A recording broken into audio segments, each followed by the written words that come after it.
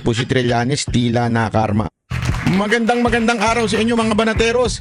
At eto, meron na naman tayong issue. Ang bihirang buhay. Kasi po, eto naman po si Trillanes, tila nakarma ata. Bakit po kanyo? Kasi di ba lagi niyang bukang bibig na malapit na magkakarawarant na daw si Duterte, magkakaganyan. Lagi niya sinasabi yan. Bigyan ko kayo ng example na sinabi niya huyan na dapat ay may warrant na siya June o July. Anong petsa na? Trillanes, November na. Ito pakinggan niyo itong part na to Mamaya papakita ko sa inyo kung paano siya nakarma di umano. Tuloy pakinggan niyo. Yan. Ang estimate nung mga informante natin dun sa ICC, ilalabas ito ng yung warrant naman ng June, baka mag-spill over sa July. Okay. Yung mga updates na ito ay nakukuha ko po sa mga persons privy to the investigation ng ICC. Daming batches. The first batch, si Duterte, the father. May pa first batch ka pa dyan. Ikaw talaga Trillanes, dami mong alam. The second batch, baka sina Bongo Bato at si Vice President Sara Duterte. Ito ang tinatawag mong Baldwin II. Manghuhula di ba? Ang bira. Hindi, natawa lang ako kasi etong si Trillanes, laging bukang bibig niya yung ICC. Kesyo ngayon, may bago na naman siyang pautot. Ito, bago lang itong sinabi na naman niya ito. Kaya sabi ko nga sa inyo, itong mama na to, tila obsessed ata dito kay Pangulong Duterte. Ano ba meron kay Pangulong Duterte? Talaga bakit napapanaginipan mo na yan? Pakinggan ninyo to tingnan ninyo. Papakita ko sa inyo kung gaano ka-obsessed etong si Trillanes. Hindi, ito bakit to kanyo? Kasi, bakit ko masasabing obsessed? Dati, medyo katanggap-tanggap pa yung birada mo kasi, syempre, tinanggihan ka, sabi ni Pangulong Duterte, allegedly, tinanggihan ka na maging vice president niya, di ba? Nung kandidato noong 2016. Okay sana yun bitter ka for 6 years. Kaya lang, nung 2022, bitter ka pa rin. Di ba? Eto matindi. Ngayon, tumatakbo ka na ng mayor na ang dapat ay utak mo nasa lokal na, yung mga propaganda mo nasa lokal na. Sinisiraan mo na nga yung mayor rin dyan Pero bakit hanggang ngayon, si Duterte pa rin ang nasa isip mo? Bihira ka talaga, ito panoorin nyo ito Kasi ito ngayon lang to. Ibig sabihin, dapat kampanya na Dapat pinag-uusapan niya na yung kanyang, plataforma mo bilang mayor na gusto mong maging mayor ng Caloocan. Hindi Ang pinag-uusapan mo pa rin si Duterte. Ito panoorin nyo. Let's bring our next guest, former Senator Science Tagal. Sir, magandang hapon and welcome back to Storycon. Good afternoon, Senator. Magandang hapon, Senator. Sir, long time no see. Sir, start off ang sabi kasi ninyo, naibigay na yung, I think, transcript sa ICC doon sa Senate hearing. Pero sir, what's the next step there? Okay, nabigay na. Will it need to be certified o ano man for things to move forward? Ganito po, ang procedure po kasi ng ICC, meron silang proseso ng validation. So kami po bilang una sa mga Grabe, no? Talagang confident siya na parang sinasabi niya ang dami niyang alam sa ICC. Alam mo kung ako sa iyo, Trillanes, napahiya ka na nga Napahiya ka na nga doon sa malimong prediction na lalabas na yung warrant ni Duterte ng June o July. Mali na nga yung prediction mo na yon. Sana nanahimik ka na lang. Diba? Sana tumahimik ka na lang, yung bibig mo medyo itinigil mo na. Kaya lang hindi Ayaw mo talagang tumigil. Ito ka na naman, nagpipiling ka na naman na may alam ka sa loob. May ganyan ka pang alam yan di ba yung nagsabi sa'yo na July lalabas ang warrant? Nagpapaniwala ka pa rin. Hindi nga lumabas ba't ka naniniwala? Ang bihira ka, oo. Una nag-file ng communication ay kumbaga lahat ng mga communication na na-file namin before ay na-validate nila. Tapos through the years, nagkaroon na ng proseso kung paano kami magbibigay ng additional information. Pero yung mga information na yon, iba-validate pa rin nila through their own internal procedures. Cross-check, kumbaga. Ito naman, mga open source, open sources yan.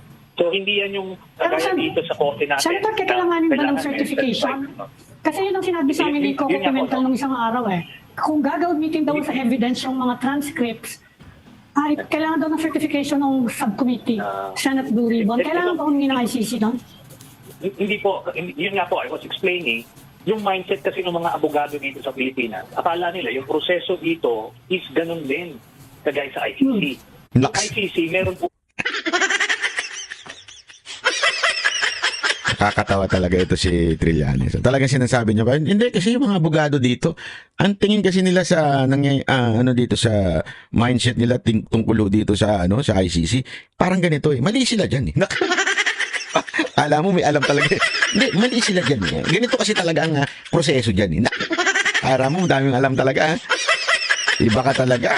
silang proseso ng validation. Ah. Kasi nga, ang assumption nila is a government may not be cooperative, may be hostile. So, itong mga ito, kung hindi nila ibigay yung certification, therefore, hindi na aandar. Hindi po. The way the ICC investigations work, meron silang sariling validation process. Kaya, itong mga sinasabi ng mga abogado dito sa Pilipinas, Iba. hindi po yan. Iba po yan. So, sanay sila dito sa domestic justice system. Sa ICC na, Feeling abogado, Brad. Feeling abogado ka talaga. Hindi ka na talaga nahiya, no? a public statement, halimbawa ni Digong, is evidence already. No? Kahit public statement, it's already an evidence against him. Yan po. So, meron silang, while liberal yung kanilang evidence taking, pero very, rin sila, very tedious din yung kanilang validation process bago nila ipepresenta yun.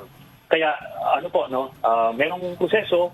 Ako po, nung nag-transmit ako, it was duly received. So, sila na ngayon po ang mag-validate nun. Pagka na-validate nila yon through their own processes, hindi ko kailangan ng certified true copy ng kung sinong dito. So, po yun? Valid na po yun. Senator, sabi ni Atty. Senator. Conti, yung ICC daw, maglalabas ng international warrant, probably ngayong November or December. Nag-agree pa kayo doon sa ganong klaseng statement ni Atty. Conti? Hindi, hindi po ganyan yung nakikita natin. Naks. Yung attorney Conti na yun po yung sa ICC na, tandali, kukunin ko yung ang talagang description niya, attorney Conti ng ICC. Ayan, pakita na. Okay, so sinasabi niya, ito. Sinasabi niya, ICC Assistant to Counsel. Okay, yan po ang kanyang description. So, para lang kung saan natin, kaalaman po natin. Ibig sabihin, yan. Secretary General o National NCR Chapter, National Union of People's Lawyer, siya founding member, yan. Yung mga kanyang description.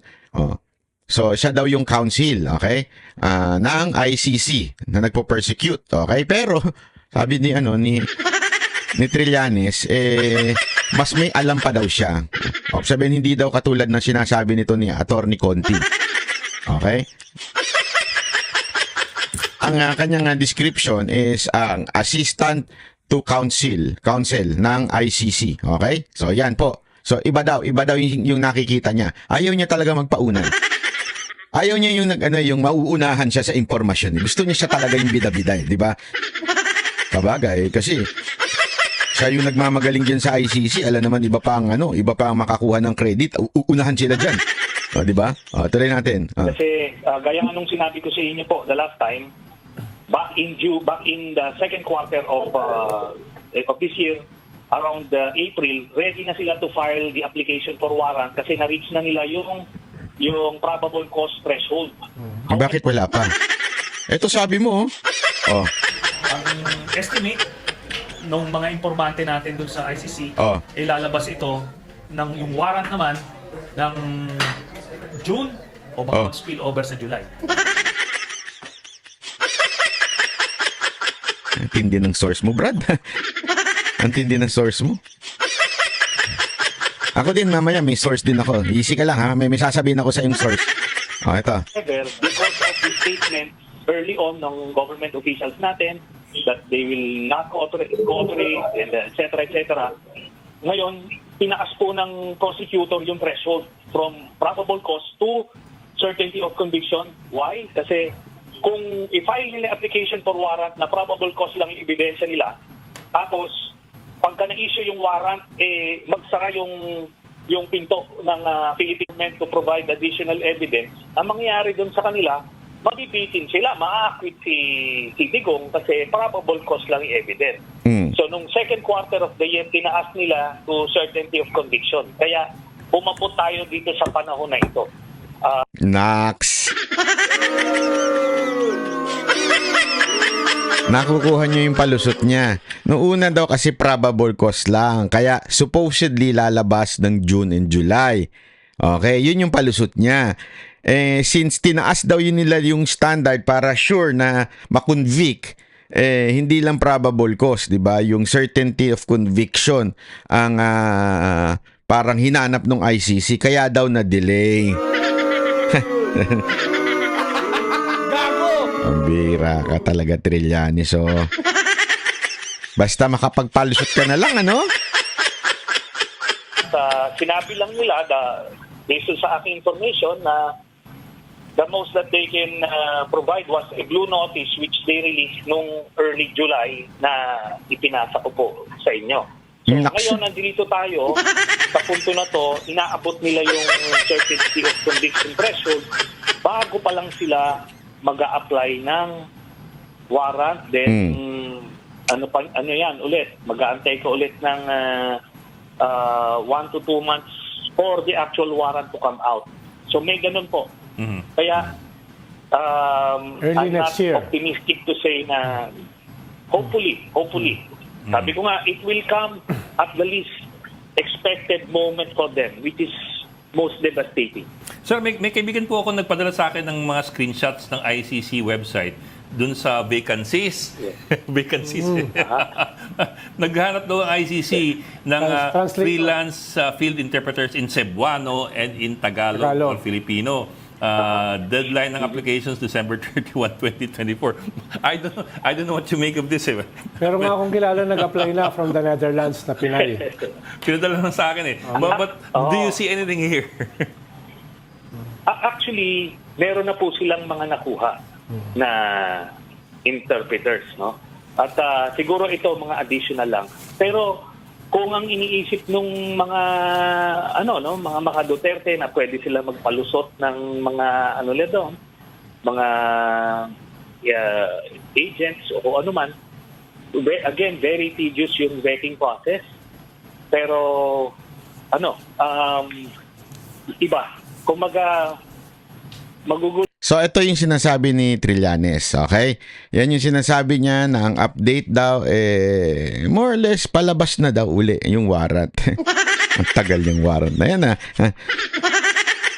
Anyway, kasi, na-interview siya dito because of the Senate hearing na nangyari nitong recently. So, tinanong din si Escudero tungkol dito. Kung may alam po ba ang Senado tungkol sa ICC? Kasi, ang daming alam ni Trillanes pakinggan nyo yung sagot ni Escudero, ha? Forward na natin. Natakil na nga natin yan ito na yung sagot niya tungkol dyan sa ICC naman. Okay? Kasi pinagpipilitan ng mga media. Ito mga media din talaga Ang hilig talagang gumawa ng istorya Pasok. As a lawyer, he knows the difference between the two. So sir, pwede bang i-take advantage ng ICC yung mga sinabi kahapon ni former President Duterte? Again, I have no idea about this ICC. I keep on reading about it, but no formal communication has been sent to me as Senate President. No formal communication has been sent to the Senate about that. And whatever I read about ICC is only from Filipinos who claim to be talking to them.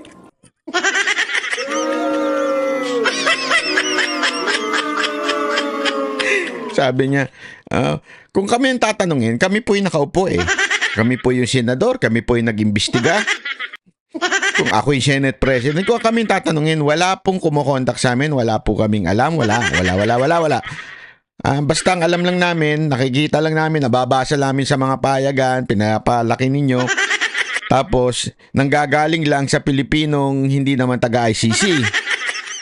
Yun ang sinasabi ni Escudero dito di ba? Panoorin nyo. I have no idea about this ICC. I keep on reading about it, but no formal communication has been sent to me as Senate President. No formal communication has been sent to the Senate about that. And whatever I read about ICC is only from Filipinos who claim to be talking to them. Sino pa ba? Walang iba ko hindi. Si Trillanes.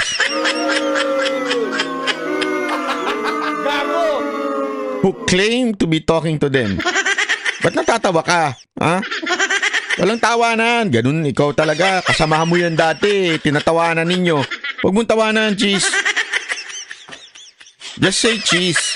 Hindi, kasi alam mo, yan ang nangyayari talaga sa mga yung mga mahilig lang maki-chismis, mga makimarites. O, sinasabi ngayon ni Jesus Escudero, kung kami ang tatanungin nyo, at kung ako bilang Senate President, walang nakikipag-coordinate sa amin, o nanghihingi ng anything, transcript, o whatsoever. Kasi di ba kiniklaim ni Trillanes na yung transcript daw kukunin na mere alam mo yon, mere pronouncement sa television kukunin na kaagad. Hindi ho ganun yun. Dapat ho talaga may dokumentado ho yan. Hindi pwedeng narinig lang namin. Okay na yun. Kailangan may document po yan. Syempre kahit pa paano somehow may request po dapat. Di ba? Libre naman po. Pwede namang kunin. Sabi niya pa nga dito, i-upload nila sa Senate page pero i-upload pa lang. So, yung sinasabi na naman ni Trillanes na kesyo dahil doon sa nangyari sa Senado, parang na-update yung ICC, isa hong malaki na namang haka-haka. Ha? Isa na namang malaking... Ikaw talaga. Naku, wag na natin sabihin.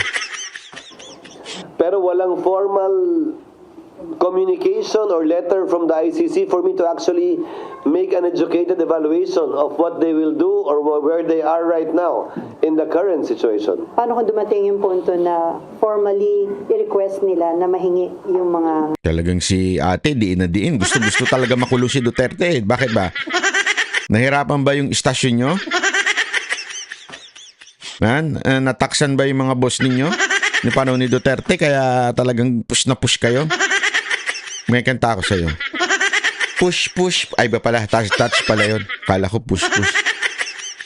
A document. It is a public document. Again, kayo nga, bibigyan ko eh. Di kung ayaw ko magbigay, di ikaw na magbigay. Again, it's a public document. They can easily get access to it.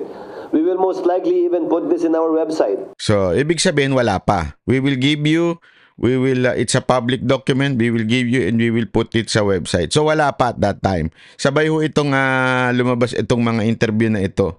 So sa madaling salita ho, mga kababayan, may iba na namang mundong ginagalawan po si Trillanes. Hindi ko alam ewan ko kung sino bumubulong sa kanya. Yun ang totoo. Alam mo kasi Trillanes, kung ako sa'yo kasi mag-concentrate ka na sa local, tumatakbo ka mayor hindi. Mantakin mo, hindi ka nga kilala ng mga tao doon, di ba? Hindi, walang biro. Hindi nila alam kung sino ka. At saan ka? Hindi nga nila alam, taga doon ka Hindi ako nagbibiro. Alam nyo, galing po ako doon sa Caloocan bago po ako nagpunta dito. Alam nyo, tinatanong ko yung mga tao, hindi nila alam na taga Caloocan ka. Magparamdam ka naman dyan, puro Duterte ang nasa isip mo. Di ba? Huwag ganun. Napapabayaan mo na yung yung pangangampanya mo, kawawa ka naman, o kulelat ka dyan sa kalaban mo. Di ba? Kulelat ka. Kahit anong propagandang lumalabas sa TikTok na pumapantay ka na kunwari. Eto mga kababayan papayag pa ako na pumapantay siya sa survey kung kilala siya doon sa Caloocan. Kung alam na taga Caloocan siya. Hindi nga alam ng mga taga Caloocan na si Trillanes taga dyan. Hindi nga nila alam na tumatakbo pa yan dyan. Paano na anak ng wedding na survey yan. May lumabas kasi na survey na kayo pumapantay-pantay daw. Alam mo naman to si Trillanes, ang hilig sa buladas nito Ang hilig nito sa mga imbe-imbento di ba? Hindi, walang biro. Ngalala niyo yung bank account na before 2016 bago mag-eleksyon, yung bank account ni Duterte, di ba? Few days bago mag-eleksyon nilabas niya yun. Tapos tama-tama, buti nasagot kagad at nag-issue ang BPI na walang account si Duterte ganun. nakalimutan na ng taong bayan kasi nanalo na si Duterte. Pero sandali, wag ho natin kakalimutan. Pinabulaanan po yan ni mismong si Attorney Panelo. Siya ho kasi ang kumuha ng certification na there is no account sa BPI. So ibig sabihin, invento. Itong survey kaya diyan sa sa Caloocan na pumapantay siya kuno. Naku po. Alam mo ang magandang ipa-survey mo sa Caloocan? Kung kilala ka. Ilagay mo diyan, kilala nyo ba na si Trillanes ay taga Caloocan? Baka doon pa lang talo ka na eh. Mga siguro magsabi 90% na hindi ka nila alam na taga Caloocan. Hindi, walang biro. Kasi eto ka na naman. Pinakikialaman mo pa yung nasyonal. Kawawa ka naman. As part of transparency. So, there is no difficulty in obtaining that. And there is no issue regarding that. Okay, Sandra, and then Mean. Yes, Sans. So yung kahapon, sinabi rin ni Senator Coco na parang next hearing daw unahin na lang yung mga victim. So, but at the same time, sinasabi ni President Duterte kahapon na tapusin na natin to dahil yung kailangan pa daw niyang... Ayan, tapos na po yung sa issue ng ICC. Pero ito yung sinasabi ko sa inyong, sa tingin ko, mukhang malabo pa as of now, ha? Sa tingin ko lang naman po kasi nakarma nga ho eh. Ayoko sanang gamitin yung salitang nakarma, pero papakita ko lang po sa inyo, ha? Yung chief prosecutor, kasi 'di ba sa korte, parang ano yan eh, may yung piskal na magiging prosecutor, siya ay magpo-prosecute dun sa taong idinimanda, 'di ba? So yung kanilang chief prosecutor ngayon ay nahaharap sa matinding issue. Ayan po, yung ICC chief prosecutor facing staff calls for external inquiry into sexual misconduct claims. Nakuha ninyo mga kababayan. So ngayon, may kinai-involve pang itong chief prosecutor nila ng ICC. Ito ho yung masasabi nating uusig. Kaya nga chief prosecutor eh.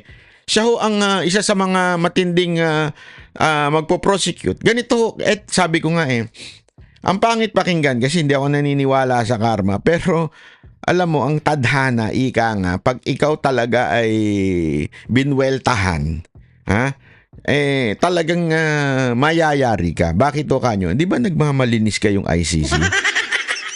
Di ba mantakin mo nagmamalinis ang ICC na keso sila daw ay umuusig, sila ang korting umuusig sa, alam mo yun, human rights, kung ano-ano pang mga kasalanan, di ba, ng mga leaders ng ibang mga bansa. Pero kayo mismong umuusig, kayo ay nirereklamo, 'di ba? Ng ano? Tingnan ninyo. Basahin ninyo. Sexual misconduct. Anong ibig sabihin niyan? Meron kayong ginawang hindi lang human rights violation. Meron kayong pinadapa. Hindi naman pinadapa. Iba yun, mga NBI yun, tsaka mga pulis yun. Dapa. Gumaganon. Hindi, ibang dapa yan. Baka tuwad. Sexual misconduct di ba? Pagbabasahin nyo yung, hindi ko nababasahin sa inyo lahat, pero sinamarize po natin yan, sabi natin do sa ating kaibigan na si ChatGPT, pakisummarize nga ito, nang magkaintindihan tayo. Sandali. Sandali, nasaan na yun? Nawala. Pinasummarize natin yan para talaga maunawaan natin kung ano nangyayari. Sa madaling salita po mga kababayan, sila po ay inireklamo ng kanyang tauhan mismo na merong sexual misconduct, di ba? So nakaka-amaze lang. Bakit? Mantakin mo, kayo yung nagmamalinis, di ba? Kayo yung nagsasabing masama ang si Duterte, di ba? Yan yung pinalalabas ninyo, masama si Duterte, siya po ay mamamatay tao, human rights violator, pero kayo naman po pala ang inakusahan mismo sino ng katrabaho ninyo, 'di ba? Ayan nakakahiya, 'di ba? So ibig sabihin lamang po niya mga kababayan, ngayon kasi merong pinaiimbestigahan yang issue na yan ng internal watchdog nila. Pinaiimbestigahan yan, independent watchdog nila, at sinasabi nga na itong tao na ito ay dapat maimbestigahan. Nakakatawa lang kasi wala. Paano pa andar yung ICC ni Duterte? Although, again, alam mo naman yung mga dinideny niya na hindi naman daw totoo yun. Pero gayunpaman, sabi nga dito, the situation creates a crisis for the ICC and ongoing deliberation about war crime charges, 'di ba?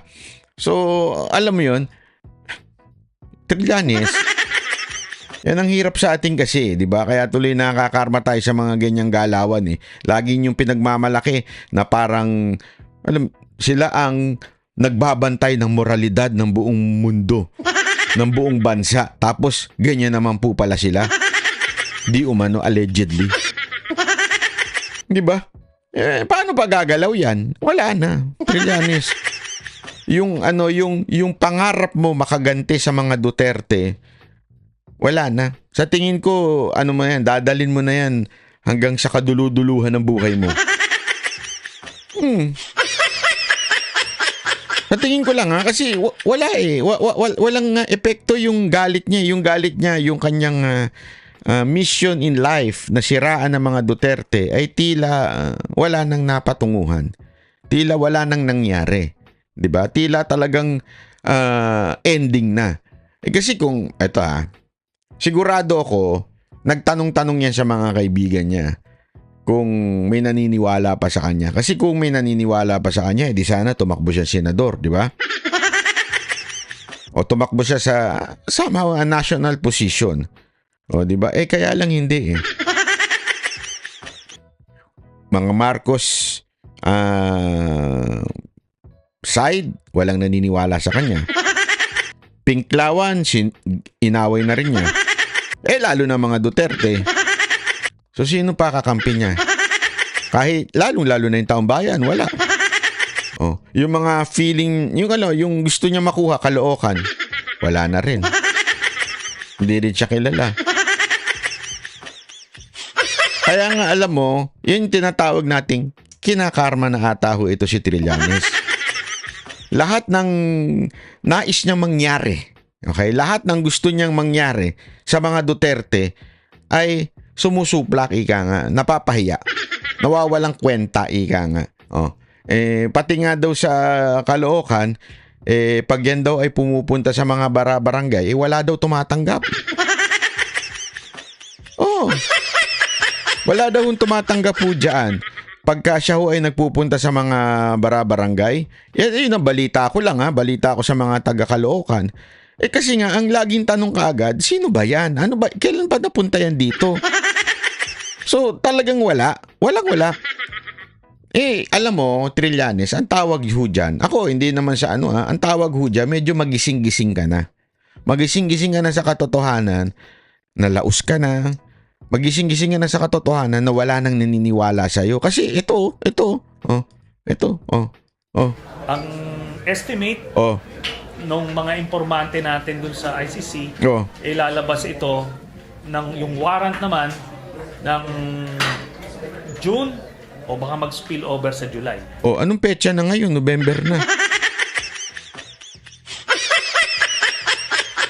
Hindi, kaya sa tingin ko, kaya tuloy feeling ko wala nang naniniwala sa'yo. Pambihira ka naman. Mantakin mo. Lahat na pinagsasabi mo na mangyayari, wala nangyayari. Di ba? Wala na. Mismo nga, si Escudero nga anong sinasabi sa'yo? Sabi niya, wala naman kaming alam dyan kanina ba nanggagaling yan? Doon sa isang tao na nandito naman.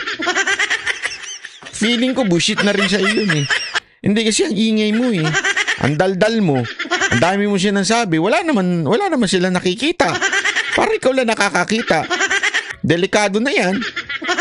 Hindi, totoo po. Delikado yan. Ikaw lang nakakakita. Mahirap yan. Sir, medyo pagka ganyan, medyo ano ka na, medyo mag-reflect ka na. Pag ikaw na lang nakakakita ng mga bagay-bagay, try to reflect. Baka may problema na tayo. Ngayon lang ha, sir. Anyway, yun lang naman ang payo ko sa'yo. May panahon pa. Kung ako sa'yo may panahon pa, umatras ka na sa pagtakbo bilang mayor kasi kesa naman isipin mo senador ka. Okay? Tapos biglang tumakbo ka na mayor, mapapahiya ka. Ano na mangyari sa'yo? Hindi, tumakbo ka kasing vice. Kulelat ka. Talo ka. Ngayon, tumakbo ka ng senador. Wala ka ding, wala. I mean, hindi ako sure kung tumakbo siya senador pero hindi mo na kayang tumakbo bilang senador. Ngayon tatakbo ka mayor, kulelat ka niyan, sigurado na naman. So, medyo magising ka na sa katotohanan, sir. Magising-gising ka na. Isipin mo yung sarili mo. Kung ako sa'yo, isipin mo na lang yung pamilya mo muna. Pamilya mo na muna. Wag mo na muna isipin yung ibang bagay sa mundo. Kasi wala na laos na Okay? Anyway, yun lamang po. Maraming salamat po. Ako po si Banat Bay. Sana po magkita-kita ulit tayo sa susunod nating live. Ako po si Banat Bay. Bye-bye!